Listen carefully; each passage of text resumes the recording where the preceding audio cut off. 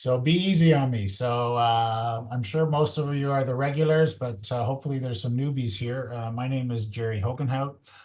I'm an accountant. I would, as most of you know, I normally show up in here every month and talk about some taxes. So today I've got a longer job, so I'm going to host everything. We're going to keep it to an hour.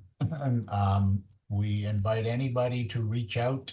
We welcome the newbies if you're here, and reach out with some questions. This is where we, spend an hour talking about the topics you want to talk about. We have some professional experts that will share their insight and opinions on different topics.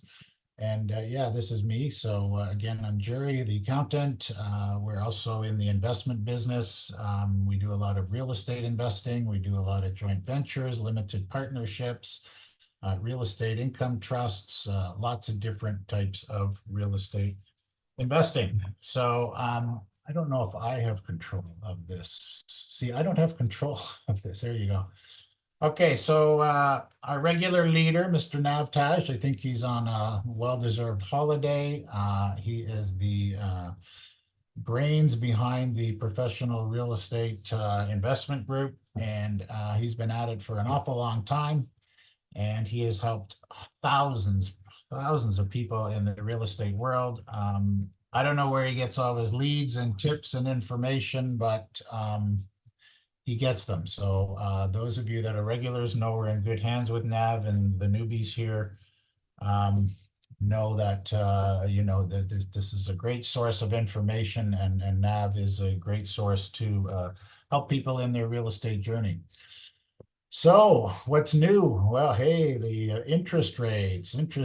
Well, I remember last month, our good friend David Grossman said 100% for sure that the October or the September 4th meeting at the Bank of Canada would result in a drop in the interest rate. So it did. So David, you got a crystal ball there. So that's good. So we dropped another quarter point. So we're at 4.25. That's great. We still haven't hit our inflation targets, or they haven't. But the reason that they're decreasing the bank rate is because the unemployment is still high. So they have many different tools to come up with different results. Their target obviously is, I think we all know, 2% inflation. We're not there yet, but they can't keep the rates that high that the unemployment continues to grow. So fortunately for all of us, they've made a decision to not wait till they get to 2% inflation. And we are now looking at a decrease in the interest rate. And then also other thing, these cycles, of course, there's interest rate cycles. I heard an interesting point, which to me made a lot of sense. This is, as we know, our third interest rate drop in a row. And the one real estate expert was saying, the first decline, that doesn't do much, might bring sellers out, but it really doesn't bring the buyers out. The second drop, very similar, it'll bring sellers out. It doesn't really bring the buyers out. But the third drop, which we've just experienced on the 4th of September, that should bring the buyers back out, at least start to. So, and we certainly, I think all the experts here anticipate further cuts. So it's probably now we're starting to see some action and some movement in this area. So as we all know, there's cycles. There's the home sellers, the speculators become desperate. And look at this, the credit delinquencies. One of 23 Canadians have missed a payment on at least one credit product in the second quarter, up from 1 in 25. So the delinquency rates are rising. And Alberta, look at that. Alberta has the highest delinquency rate in Canada. Isn't that interesting? So yeah, Alberta, I'm still very bullish on Alberta. As most of you might know, I own apartment buildings in Alberta. I love Alberta. Demand, invest red hot in Calgary's real estate. Hey, there you go. Just confirms what I say. Alberta is booming. Okay. Average rents, 2,000. Look at that, going up. Awesome. So that's good. Toronto house sold for 1 cent lawsuit. Jeez. Listen, we all have many of these stories. I've got clients, I've got some sad stories with clients that pre-construction put some money down. There's some horror stories like this. And I've always said, there's the bottom market, there's the medium market, and there's the high-end market. The bottom market is relatively safe because there's a lot of value there on cap rate. So if there's a decline in the market, the high rate will push down, the medium rate will try to push down, but the low rate will more or less maintain its value because people will always pay rent, and then you can get a valuation on a cap rate. So it's not a surprise when you see a very high priced home lose a lot of money. Power of sale, $649,000 loss. There's bargains out there. You keep looking. Again, it has to make sense. No risk, no gain, but you have to have calculated risk. Construction, falling off the roof, those condos. Yeah, these condos are, developers. There's bankruptcies with these developers. There's people walking away from their deposits. So there's a lot of doom and gloom out there, even though we are seeing some positives as far as the interest rates and some of the pricing. Yeah, so all these municipalities now, we're talking about legal secondary suites, multi-generational families. We're moving in the right direction as far as what they're allowing. There's still the square peg into the round hole as far as the municipalities and what we all want to do. I mean, I'm in a battle with a couple of tiny homes in the backyard. But certainly the movement is heading towards allowing fourplexes and removing some of the restrictions that we have. Yeah, the mortgage payments, there's a lot. We are quite high, certainly compared to the US, Australia, or we're toe and toe with them. Um, it's just, it's an expensive country to live in. Um, it's a great country to live in if you can afford it, but there's a lot of household debt that is quite high. So needless to say, that type of debt, when we talk about a reduction of interest rates, that's a good thing for those people holding on to debt. Airbnb, yes. So there's talk of this stuff. They blame us as landlords. They blame us as Airbnb entrepreneurs for the shortage of housing. And there might be some validity to that. But does that mean you cut the Airbnb? I mean, it's going to jeopardize a lot of business models. I mean, I have a lot of clients that their business models are dependent on Airbnb. And it's really by municipality. So each municipality, um, can set their own rules. But Airbnb provides economic activity. So when I have a lot of Airbnbs, and when these people stay, they spend money in the town, money that maybe a normal tenant would not. So I kind of find it funny that they blame us as landlords or Airbnb entrepreneurs when the problem was created by not building enough houses and just opening the floodgates and letting so many people in. So hopefully they don't have a complete ban on Airbnb, but we'll see. Um, yes, homes, condos under 250. Yeah, US prices. I mean, people are looking down to the US. I have a lot of clients that are looking in the US. The indebtedness the US has, I mean, it's just incredible when you look at the amount of money that the US prints and how much interest is accumulated every single day. But that's a whole other topic.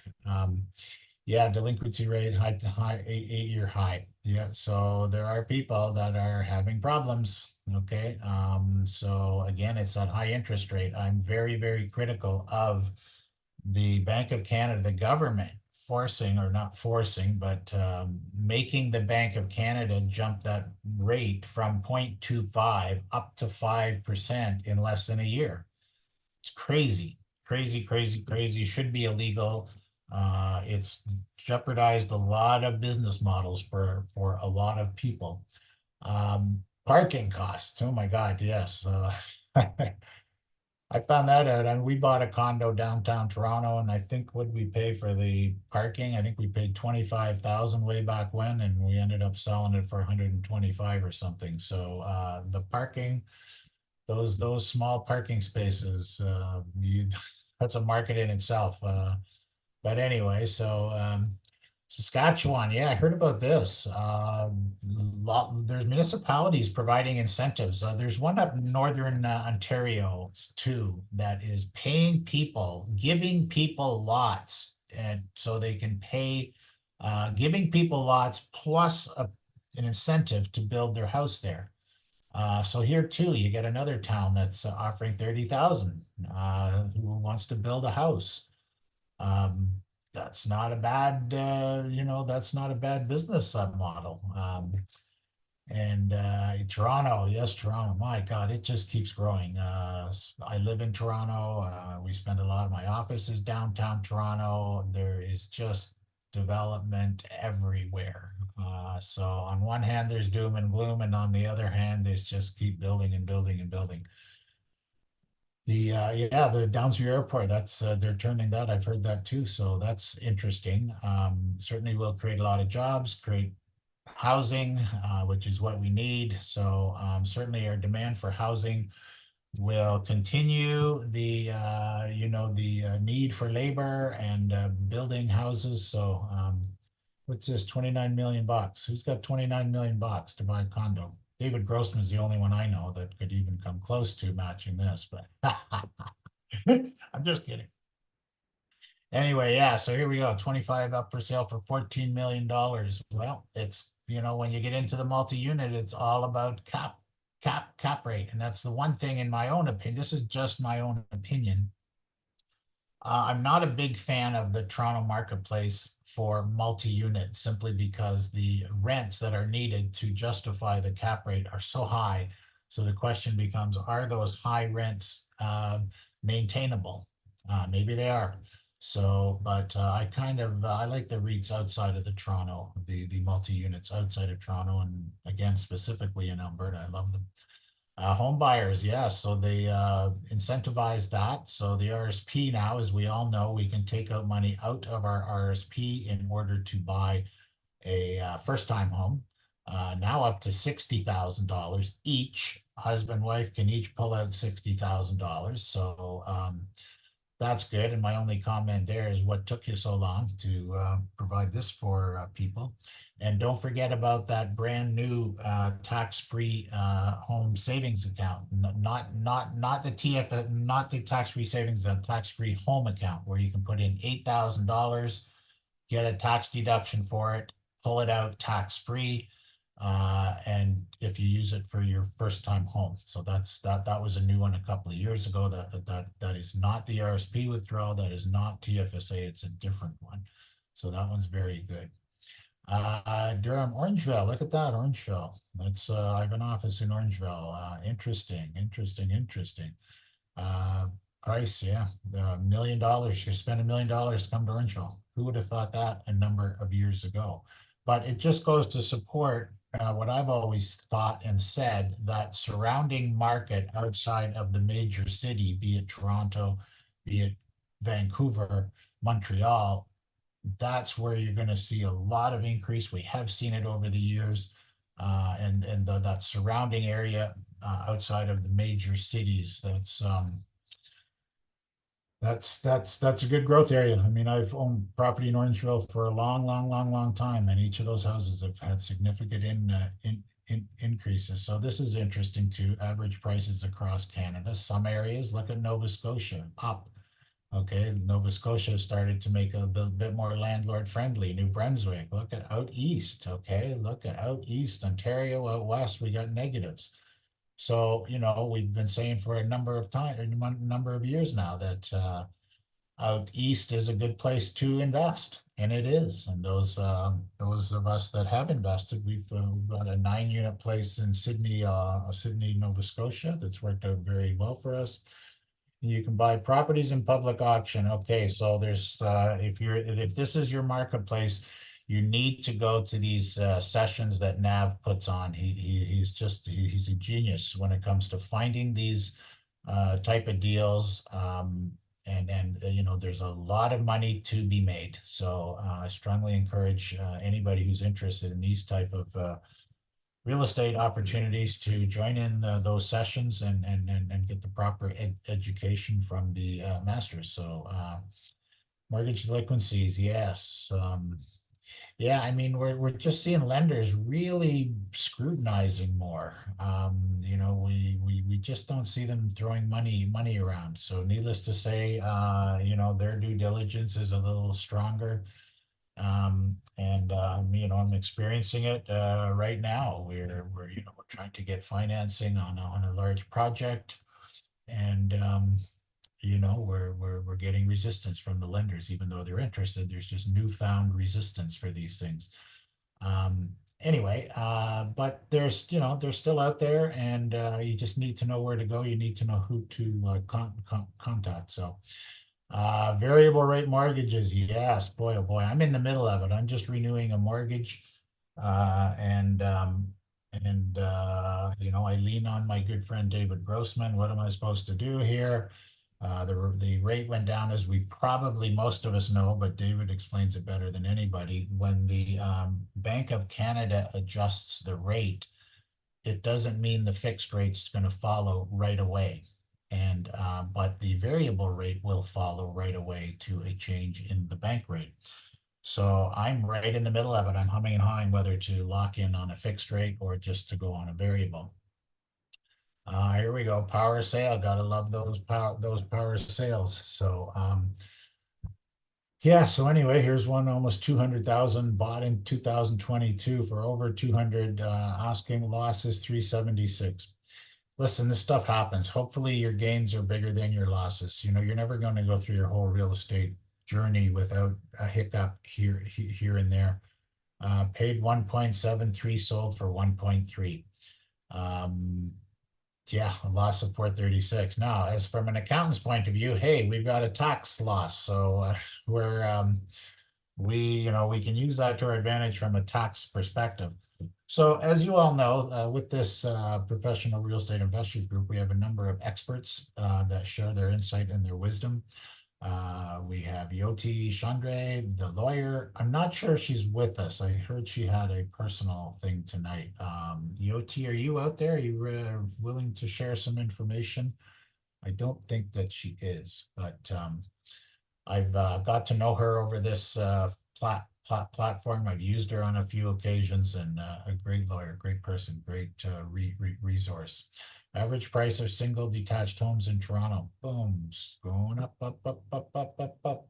Um, once again, those of us that own houses in Toronto, we're lucky as long as we're on the right side of that equation. Yeah, so now we're seeing some of these condos really selling for what appears to be ridiculous prices, and a lot of that has to do with the condo fees. And I've said that for a long time.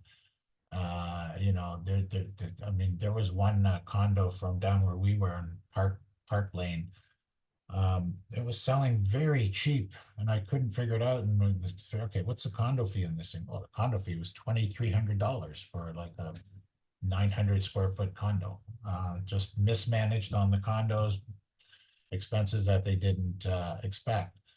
Home sales 4.3 over from August 23. I think we're going to, hopefully we're going to see that change as these interest rates go down. Vancouver home sales. Yes. I mean, Vancouver, I mean, that was such a hot market. I mean, anything that was as hot as the Toronto market was and the Vancouver market was, is certainly going to have a repercussion at some point, which we're seeing. Which brings us to the point where we bring in our real estate expert, Miss Randy Goodman.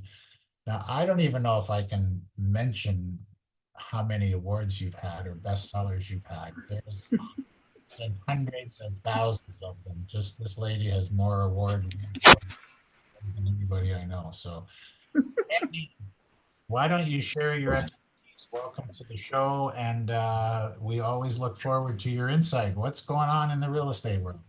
Oh, thank you so much, Jerry, and great job so far.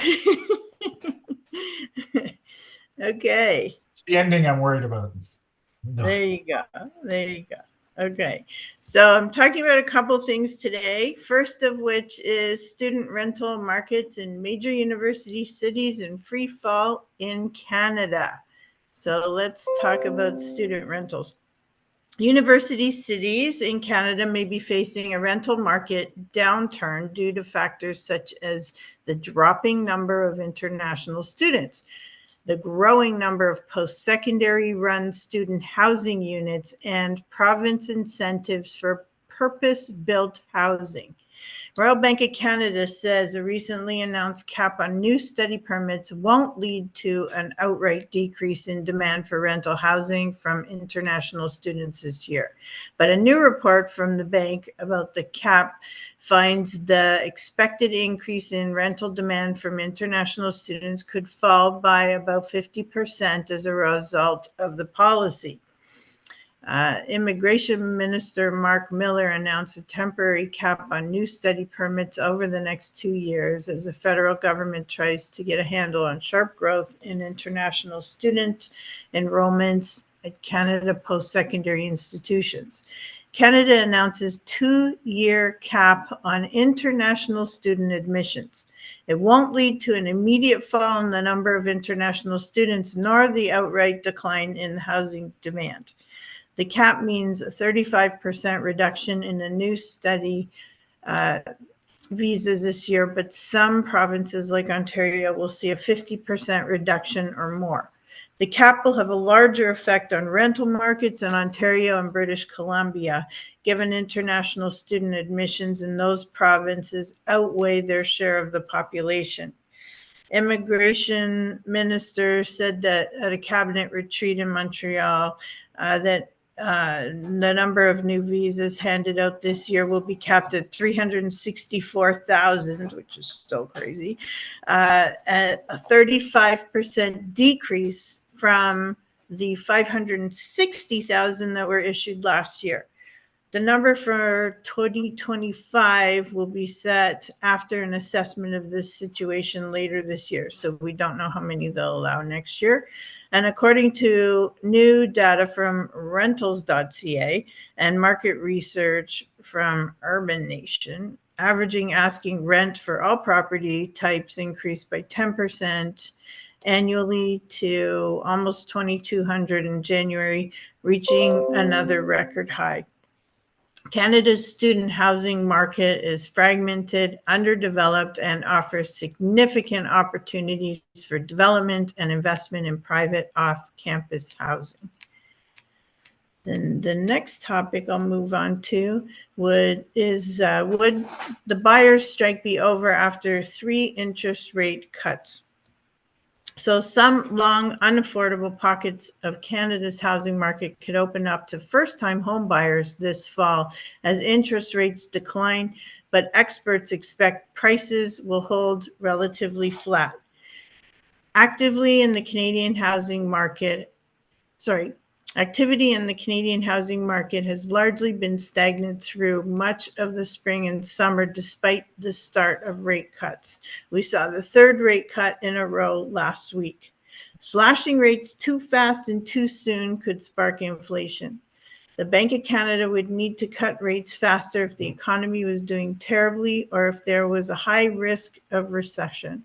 Now that inflation seems a little bit more in control, it has the room to approach rate cuts at a slower and more measured pace.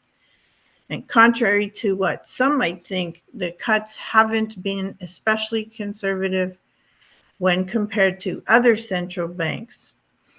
Prices in most markets have stayed essentially flat since the spring. The trend will likely continue in the interim unless there are larger cuts to drive up demand. The number of home sales in Toronto has essentially been pretty steady and very similar to numbers in 2022 and 2023. Maybe buyers are waiting for better deals. Home resales for July and August were up only 0.6%, but we're still down 32% from pre-pandemic levels. Home prices were unchanged in July and August, sitting at an average of 1.09 million. Affording what remains very high price points is the main challenge for buyers. Even the relatively cheaper categories like condo apartments are out of reach for many. This leaves the market in a standstill. Sellers are holding firm on their asking price, and buyers feel no urgency to bid, or they're unable to bid. In today's market, sellers may be willing to make some concessions in transactions, especially in the condo market, which is being hit the hardest. And that's my story for today. If you guys have any questions about the real estate market, or you want to talk real estate or commercial real estate, happy to chat with you. I've got tons of properties available, so reach out to me. I'm happy to chat with you guys. And thank you. Awesome. Randy, thank you so much. We always look forward to your insight. And yes, if people are looking for a expert real estate agent in the area, reach out to Randy Goodman. She is awesome. So thank you for your Thank you. insight. Thank you. Thank you. Yeah, you've certainly touched on a high level, but extremes. That's what we're seeing here. You've touched on the student housing. Um, there's just too many extremes. First, they print money, extreme. The inflation goes extreme. Tons of students they bring in. That's extreme. Tons of immigrate. There's just extremes, and they have consequences. So a lot of this finger pointing I do is at government mismanagement. Instead of extremes, why don't we just go flat across the board and just little adjustments? But anyway, that's not for me. Why do they not teach financial education? So here's a story I'll share. I actually went to school boards, asked them if I could talk to their grade 10 or 11 or 12 classes for free. I wasn't looking for any money. I just wanted to get in front of a classroom for an hour and just give these young students, these young adults, some basic financial information. And every school board said, no, it's not in our curriculum, so we are not allowed to talk to our students about that. If that isn't the most ridiculous thing I ever heard, it was just, anyway. But I've heard that now they finally realize, and it's so funny actually, when you realize the way this financial system is structured, and as certainly someone like myself who works in the tax world and the investment world, and you start to see the inner workings of a lot of these investment structures, and you start to realize, and you really start buying into the thing that the government wants to dummy down these people so the system they've created can take advantage of all these people. And that's a sad thing to say, but I'm a believer of that. So, but I have heard they are going to start introducing some basic finances into the school system, which is unbelievable. How to avoid capital gains tax in your retirement portfolio. Just don't report your sales. No, I'm kidding. Delete that. Don't. I didn't say that. Yeah, so speculative average income. Yeah, so now, well, as we all know, the capital gains, there was changes to the capital gains, and that changed recently. And the way it is now, as most of us probably know, is if an individual, it used to be that capital gains, we would take half of the capital gain. So a capital gain, then we take half of that, and that becomes a taxable capital gain.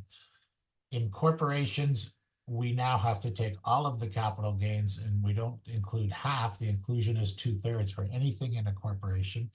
When we talk about ownership individually, we still have the first $250,000 of a capital gain that we can apply the half, the 50% inclusion rate to. Anything over that becomes that 2/3 inclusion rate that was introduced, I believe, in June of this year. And from our point of view, our point being accountants, and how we tax structure people, um, there's a little more thinking that we own the property personally in order to access that first 250 capital gain at 50% as opposed to just holding all the asset in a corporation. Now, I say that only from a tax point of view. There's two reasons, the two people you talk to, or two reasons that you discuss, who owns the property, a person or a corporation. There's tax reasons and there's legal reasons. So you're going to talk to your accountant for the tax reasons, which may completely contradict what a lawyer might say, because they're there to protect you from liability, and certainly a corporation is a good vehicle to protect you from liability. So sometimes you're going to get a different answer from an accountant and a lawyer, and sometimes we are both right. So it's just about gathering information and making the decision yourself. So yeah, here I am again on your screen. So yeah, again, we're a tax company. We structure, we talk to our clients. Where do we hold these properties? As accountants, we look at, we deal with balance sheets and income statements. The balance sheet, and everybody, this applies to everybody. Okay, every individual has a balance sheet, assets minus liabilities. Every individual has an income statement, income and expenses. And so when we get asked questions about where do we structure these things, where do we hold these things, we look at it from two ways. Where do we want to hold the asset, and where do we want the income to flow? Okay, so, and there's three taxable entities we deal with. We deal with a person, that's a taxable entity. We deal with a corporation, that's a taxable entity. We deal with a trust, that's a taxable entity. So when we talk about where do we own this property, where do we want the income to flow, those are the three options that we have. Okay, and when we talk about, well, should we own it personally, we got to deal with what your marginal tax bracket is. And in very simple terms, we have four tax brackets: 20%, 30%, 40%, and 50%. This is individually, this is personally. And those brackets are in $50,000 increments. So your first $50,000, you pay 20% tax. Your next 50,000, you pay 30. Your next 50, you pay 40. Your next 50 and above, you pay 50%. If you can understand that, then you understand what your marginal tax brackets are. So when someone says, where should I own this property? Well, where do we want the income to flow? Okay, personally, we go, what is your marginal tax bracket? Are you paying tax at 50%, 40%, 20%? If we're paying tax at 20%, then we don't have a problem with that income flowing onto your personal tax return at 20%. If you're paying tax at 50%, the last thing we want to do is flow more income onto your personal tax return. Then we look at the corporation. Okay, there's two types of income in a corporation. There's passive income, taxed at 50%, 50%, and there's active income, taxed at 12%. Well, we certainly don't want to pay tax at 50%. So what do? Okay, we want active income in that corporation. My whole tax planning, my whole tax structuring is all about accessing that magical 12% corporate active tax rate. That's our gold mine. Okay, and the things you need to understand in a corporation, as I said, there's two types of income: active income, passive income. What is passive income? What creates passive income? Well, we're real estate investors. So mortgage interest, if we receive mortgage interest, if we lend out money and get interest, that's passive income. We're going to pay 50% tax on that. That doesn't make sense. Active income, back to passive income. So the mortgage interest creates passive income. Also, net rent income. We own a rental property. Gross rent minus expenses equals net rent income. Net rent income is passive income, taxed at 50%, 50. So then we say, do we want to even own that property in the corp? Because whoever owns the property is going to have the net rent income. Okay, so let's say we do have a property in a corporation and we have gross rent minus expenses equals net rent income. And we're going, we got net rent income and that's passive income. We're going to pay 50%. What do? We want to move that net rent income over to another corporation that we're going to call our real estate management corporation. Okay, management income is active income taxed at 12%. Okay, so that's a little trick we play when we usually have multiple properties. We would normally have a secondary corporation that we would use for rental management, where we can take that net rent income that would otherwise be taxed as passive income, and we move it into another corporation as management to pay the 12%. Now, there's rules and regulations in the Income Tax Act that we have to follow. It has to be reasonable. What is reasonable? In simple terms, reasonable is what you would pay a third party. So normally those of us that have rental properties, we're paying, say, 10% to a management company to manage the property. Well, when we move, if we're just doing this internally ourselves, then we're going to move net rent income over to another corporation, so we can call it rental management income taxed at 12%.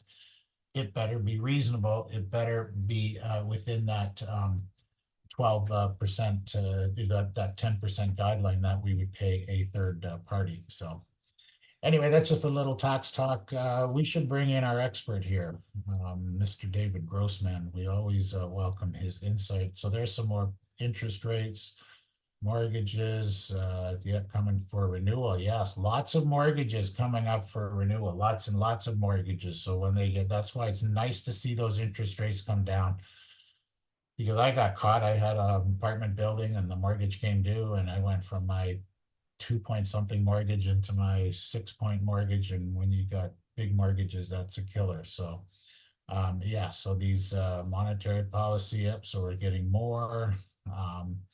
Yeah, so well, here's our expert to tell us. And yeah, I know last time we had you on, David, you were 100% confident that on September 4th there would be a drop in the rates, and there was. So we are very anxious to see what your crystal ball says. And before I bring you on, I really got to do a shout out to this guy, because he's just an awesome mortgage broker. I'm working on this big deal, 56 units. I've been working on it for a long time, and today was a very good day where my good friend David Grossman has, we're 99% of the way there for a good $12 million construction loan on this project. And if someone can pull a rabbit out of a hat, this is the guy. So David, what's your crystal ball telling us? Well, thanks for those very nice words, Jerry. It's always a pleasure working with you. Grateful for the opportunity, and also all the folks here from Navtaj's great network. It's always great to hear from people when they call me with different questions or opportunities. So appreciate that. Yeah, construction mortgages. Those are fun, and I enjoy working on challenging projects. Um, with respect to rates, yeah, well, listen, I just have the access to the good news reports, and we're expecting at least one more cut this year, probably two. So the Bank of Canada is meeting again next month, and the odds of another rate cut are very high, um, probably between 90 and 100% of another rate cut in October. And then there's also a good chance of one more rate cut before the end of the year. And then next year, we're probably looking at 1 to 1.5% more cuts. So the cuts are coming. Um, and while you noted earlier, Jerry, that inflation isn't quite where we want to see it yet, unemployment is a little high. And of course, there's always fears when rates are higher that you could cause a recession. So they certainly, Bank of Canada doesn't want to cause a recession, because that has serious implications. So it's a balancing act, right? That they're doing, and it's a kind of a delayed reaction to cuts too, right? It takes quite a number of months before the cuts really have an impact on the economy. So people are starting to ask, do we go variable now, or do we go with a fixed rate? Well, you're gonna be paying a premium if you go the variable. So right now the prime rate is 6.45%. So let's say you went with a variable rate mortgage. If you did that, you might get a rate of, let's say, prime -1, for example. Could be higher, could be lower, but let's use that as a figure. And then you're going to be paying 5.5% on a variable rate mortgage. Uh, Fixed rate mortgages, let's say 3-year and 5-year mortgages, are around 4.5% right now. Sometimes lower, sometimes higher, depends on the situation, depends if the mortgage is insured or insurable by CMHC. That reduces the lender, and they can offer a more competitive rate. So it's about a 1% higher rate for a variable rate mortgage now as compared with a 3-year or 5-year fixed rate mortgage. So what do you do? Well, if you consider that rates could well be 2% lower, or rather the variable rate could be 2% lower by the end of next year, and you're borrowing at 5.5, well, then your variable rate mortgage by the end of next year could well be around 3.5% rate. So if you can tolerate some risk and you don't mind paying a little more now, you could win in the long run with a variable rate mortgage. Traditionally, variable rate has been the way to go really for decades. It's only in the last few years that people got caught because they could have locked in at 2% a few years ago. And if they went variable, as we know, rates just kept going up and they got stung. Um, Unfortunately, if they had a variable rate mortgage, but I think the tide is definitely turning, and it's the right solution depends on your personal circumstances, your risk tolerance, and the other thing is that you'll qualify for a bigger mortgage if you lock in at, let's say, 4.5 versus taking the variable at 5.5, because they'll use that rate to qualify. Well, that rate plus 2%, right? Because they're still using the stress test. So you'll qualify for a bigger mortgage. So sometimes people don't have a choice; they have to go with the fixed rate mortgage. But if you're very strong financially and you can weather the higher rates now, and you have an appetite for some risk, then yeah, the tide is starting to turn, and some people are starting to move towards the variable rates. So that's the story on rates. Are there any questions? I didn't hear your 100% definitive drop in the interest rate that we heard. Yeah, it's I would say 90 to 100% chance of a further quarter point coming up in October. Okay, that's good to know. And Yeah. as you shared with me, and I'll share with the audience, because I just renewed, and I went with a 3-year fixed, and I kept saying to David, should I hang on? The interest, the Bank of Canada, you said it's coming down on September 4th. But you made a very good point that the fixed rates have already factored in the expectation of lower rates. So when it actually happened on September 4th, and here's me waiting for the fixed rate to drop, you're telling me, relax, it may not happen because they've already factored that into their pricing. So good. Yes.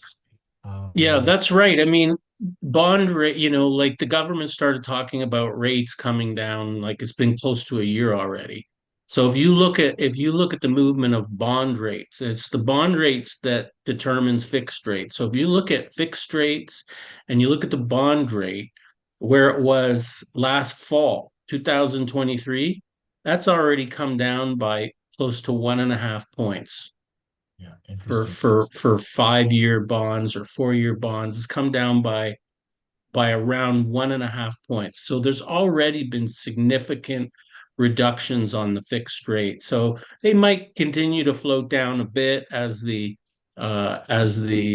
prime rate comes down, but they've already come down quite significantly.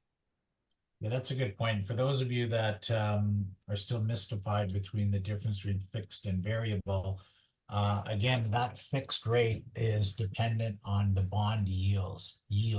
So just because the Bank of Canada lowers the interest rate does not necessarily mean we're going to see an immediate drop on the fixed rates.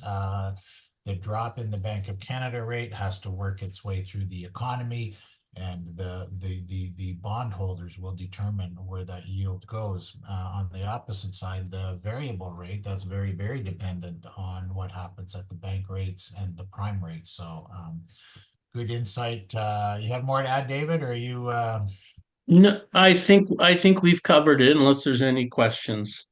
okay? So thank you very much for your insight as always. And yeah, Thank you, Jerry. interesting you mentioned the stress test because yeah, I remember when the rates were as high as they possibly could be, they're still qualifying you at the stress test, which adds a couple of points to your qualification. And if we all know that the interest rates are coming down, why are you qualifying people on the highest rate that's ever been plus two? It just doesn't make any sense. So, Yeah, 100%. There's a very good argument can be made for removing the stress test well, because you the know, rates they peak. so But it yeah, doesn't. I just think the Bank of Canada just wants to be cautious and not kick up a lot of demand because we know that as soon as the demand kicks up, house prices are going to start to go up again. Yes, So we know just that's going being to happen. right. And you know, the stress test had its purpose when the rates were that low.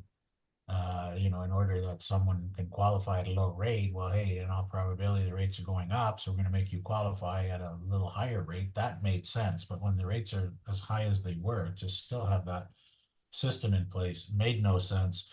And it's so when you explain, David, you know, the variable rate person, usually, certainly in the past, that was me, Mr. Variable Rate all the time. And the amount of opportunities I missed to lock into low fixed rates just because I kept going variable, and it worked for all those years.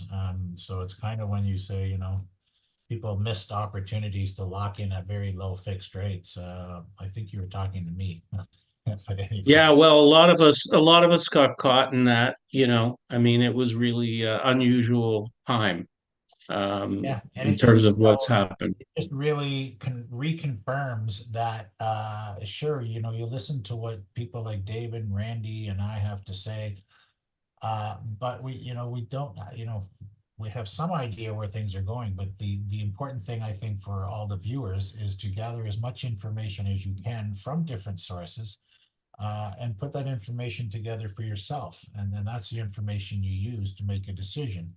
You know, whether you go variable, whether you go fixed, whether you buy now, whether you know, so anyway, that's what what time are we at? We're good with time. Okay, we're just hoping to a few other things.